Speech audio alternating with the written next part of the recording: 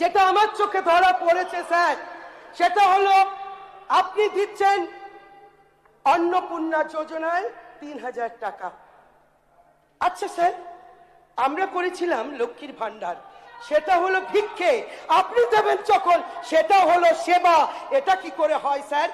আর আপনি করলেন বার্ধক্য, বিধবা, ফিজিক্যালি চ্যালেঞ্জদের আপনি 500 টাকা বাড়ালেন, মাত্র 500। যারা মেন্টালি, যারা ফিজিক্যালি তারা দুর্বল, যে বিধবা, যে বয়স্ক, যে ফিজিক্যালি চ্যালেঞ্জিং, তাদের ক্ষেত্রে বাড়ালেন না। আরে পারিনি, তোমরা তো করছো স্যার। ডবল ইঞ্জিন সরকার হলে সবই করা যায় স্যার। সাথ আছে, সাধ্য নেই।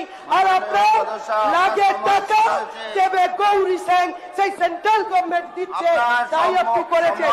সাতাশে আপনি যে ঋণ আমরা ফেব্রুয়ারিতে বাজেট অধিবেশনে এই বাজেটকে সমর্থন করে এত জোরে ডেস্ক বাজিয়েছি, আমাদের হাতটা লাল হয়ে গেছে, ব্যথা হচ্ছে, স্বজনের কানে কানে গিয়ে বলেছি। তাহলে কি আপনি সদন চান? বিগত দিনে যেভাবে হই হই করে ওয়াকআউট করে বেরিয়ে যেতেন, আমরাও সেটা করি স্যার? না স্যার, আমরা শিক্ষা নিয়েছি। আপনারা কি চান বিগত দিনে সেটা ফিরে আনা? স্যার, আমি আপনার কাছে বলতে চাই স্যার,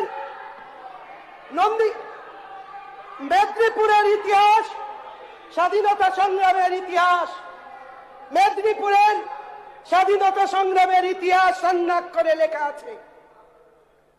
কালের নিয়মে মিদনাপুর ভাগ হয়েছে স্যার, পূর্ব পশ্চিম মেদিনীপুর হয়েছে, ঝাড়গ্রামও ভাগ হয়েছে। স্যার, আমি এই বাজেটে, আমার ধৃষ্টতাকে মাফ করবেন, এই বাজেটে যেভাবে পূর্ব মেদিনীপুরের বিকাশ দেখতে পেয়েছি, আমার আগের বক্তা মেদিনীপুরেরই বলেছেন পশ্চিম মেদিনীপুরের, সেভাবে পশ্চিম মেদিনীপুরের বিকাশের কথা এই বাজেটে বলা নেই স্যার, দুটো একটা প্রাপ্তি ছাড়া। স্যার, আমি কেশপুরের বিধায়ক, ভারতবর্ষের স্বাধীনতার ইতিহাসে প্রথম শহীদ যিনি হয়েছিলেন, সেই ক্ষুদিরামের জন্মস্থান আমার কেশপুর। আগের সরকার, সিপিএম সরকার মর্যাদা দেয়নি সেই স্বাধীনতা সংগ্রামীকে। আগের সরকার, আগের মুখ্যমন্ত্রী ডেভেলপমেন্ট অথরিটি করেছিল স্যার।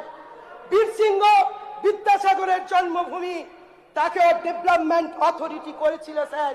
আপনার কাছে আমার নিবেদন থাকবে, এখানে যদি ক্ষুদিরামের নামে একটা কলেজ করে দেওয়া যায় এবং মোহমনির নামেই, ক্ষুদিরামের নামেই একটি হসপিটাল আছে, সেটাকে যদি আপগ্রেডেশন প্রাইমারি হেলথ সেন্টার করা যায়। অলরেডি বিগত সরকার 50 বেডের আপগ্রেডেশন কেশপুর ব্লক প্রাইমারি সেন্টারকে করেছেন, হসপিটালকে করেছেন ইনডোর। এই হসপিটালটাও আমার প্রপোজাল দেওয়া আছে। অ্যাডমিনিস্ট্রেটিভ মিটিং এ আমাদের মুখ্যমন্ত্রী ডেকেছেন। আমরা গর্বিত, আমরা আপ্লুত, আমরা উৎসাহিত, আমরা কাজ করার প্রেরণা পাচ্ছি তাকে দেখে। আমরা সেটা অস্বীকার করতে পারি না, আমরা নিশ্চিত মুখ্যমন্ত্রীর কাছে দিয়েছি স্যার। আমি এই বাজেটের খারাপ দিকগুলো আপনারা প্রচুর বলেছেন। আমার মনে হয়েছে এই 8 মাসের বাজেট আপনারা প্রতিশ্রুতি পূরণের বাজেট, অর্থাৎ নির্বাচনের আগে যে প্রতিশ্রুতি বাংলার মানুষকে দিয়েছিলেন, আপনারা সেই প্রতিশ্রুতি পূরণের জন্য আর্জেন্সি অনুভব করে এই বাজেটকে পেশ করেছেন স্যার। কেন এই বলছি?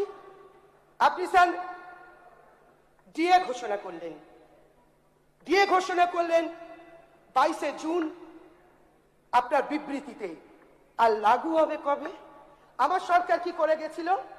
18%, 4% বাড়িয়েছিল, কিন্তু তিনি করেননি, স্বীকার করছি, করেননি। কিন্তু আপনি করলেন 20%। লাগু হবে কবে? October sir, October. কেন নয় আগামী মাস থেকে স্যার? সেটা দয়া করে বলবেন। 3 মাসের জন্য কর্মচারীরা এই ডিএর সুবিধা পাবে। এটা কি করে হয় স্যার? আপনি 7ম পে কমিশনের কথা বলেছেন স্যার, যা 27-এ আপনি লাগু করবেন কথা দিয়েছেন স্যার। আমি গর্ব অনুভব করি, আপনি 1 কোটি টাকা এমএলএ ল্যাডের কথা বলেছেন। আমি নিশ্চিতভাবে এলাকার প্রত্যেকটি 294 জন আমরা যারা আছি, আমরা প্রত্যেকটি এলাকায় কাজ করতে পারবো। 70 থেকে 1 কোটি করেছেন, এর জন্য আমি কৃতজ্ঞতা জানাই স্যার। স্যার, যেটা আমার চোখে ধরা পড়েছে স্যার, সেটা হলো আপনি দিচ্ছেন অন্নপূর্ণা যোজনায় 3000 টাকা। আচ্ছা স্যার, আমরা করেছিলাম লক্ষ্মীর ভান্ডার, সেটা হলো ভিক্ষে, আপনি দেবেন যখন সেটা হলো সেবা। এটা কি করে হয় স্যার?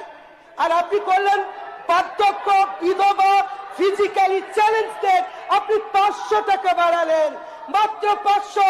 যারা মেন্টালি, যারা ফিজিক্যালি তারা দুর্বল, যে বিধবা, যে বয়স্ক, যে ফিজিক্যালি চ্যালেঞ্জিং, তাদের ক্ষেত্রে বাড়ালেন না। আরে পারিনি, তোমরা তো করছো স্যার। ডবল ইঞ্জিন সরকার হলে সবই করা যায় স্যার। সাধ আছে, সাধ্য নেই। আর আপনার লাগে টাকা দেবে গৌরী সিং, সেই সেন্ট্রাল গভর্নমেন্ট দিচ্ছে, তাই আপনি করেছেন। 27-এ আপনি যে ঋণ, আমরা ফেব্রুয়ারিতে বাজেট অধিবেশনে যে ঋণ করেছি। মাননীয় সদস্য শ্রী বিজয় ওঝা, মাননীয় সদস্য শ্রী বিজয় ওঝা।